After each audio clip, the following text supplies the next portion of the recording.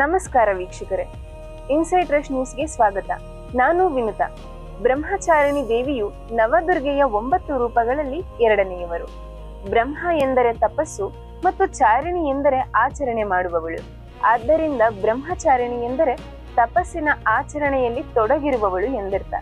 ಈ ದೇವಿಯು ಪಾರ್ವತಿಯ ಅವಿವಾಹಿತ ರೂಪವಾಗಿದ್ದು, ಶಿವನನ್ನು ಸತಿಯಾಗಿ ಪಡೆಯಲು ಘೋರ ತಪಸ್ಸನ್ನು ಆಚರಿಸಿದವಳಾಗಿದ್ದಾಳೆ.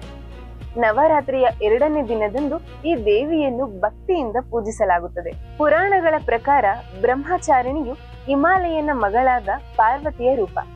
ತನ್ನ ಮೊದಲ ಜನ್ಮದಲ್ಲಿ ಸತಿಯಾಗಿದ್ದ ದೇವಿಯು ತನ್ನ ತಂದೆ ದಕ್ಷನಿಂದ ಶಿವನಿಗೆ ಅವಮಾನವಾದಾಗ ಯಜ್ಞದ ಬೆಂಕಿಯಲ್ಲಿ ಆತ್ಮಾಹುತಿಯಾದಳು. ತದನಂತರ ತಾನು ಶಿವನನ್ನು ಮತ್ತೆ ಪತಿಯಾಗಿ ಪಡೆಯಲೇಬೇಕೆಂಬ ತೀವ್ರ ಸಂಕಲ್ಪದೊಂದಿಗೆ ಹಿಮಾಲಯನ ಮಗಳಾಗಿ ಪಾರ್ವತಿಯು ಜನ್ಮವೆತ್ತಿದಳು. ನಾರದ ಮುನಿಗಳ ಸಲಹೆಯಂತೆ ಶಿವನನ್ನು ವರವಾಗಿ ಪಡೆಯಲು ಆಕೆ ತೀವ್ರ ಕಠಿಣ ತಪಸ್ಸನ್ನ ಆರಂಭಿಸುತ್ತಾಳೆ. ಪಾರ್ವತಿಯು ಸಾವಿರಾರು ವರ್ಷಗಳ ಕಾಲ ಕೇವಲ ಹಣ್ಣು ಮತ್ತು ಬೀಜಗಳನ್ನು ತಿಂದು ನಂತರ ಕೇವಲ ಎಲೆಗಳನ್ನು ಮಾತ್ರ ಸೇವಿಸುತ್ತಿದ್ದಳು. ಕೊನೆಗೆ ಆಹಾರ ಮತ್ತು ನೀರನ್ನು ಕೂಡ ಸಂಪೂರ್ಣವಾಗಿ ತ್ಯಜಿಸಿದಳು. ತಪಸ್ಸಿನಲ್ಲಿ ತೊಡಗಿದಳು. ಹಾಗೆ ಈ ಕಾರಣದಿಂದಲೇ ಆಕೆಯನ್ನು ಅಪರ್ಣ ಎಂದರೆ ಎಲೆಯನ್ನು ತಿನ್ನದವಳು ಎಂದು ಕರೆಯಲಾಗುತ್ತದೆ.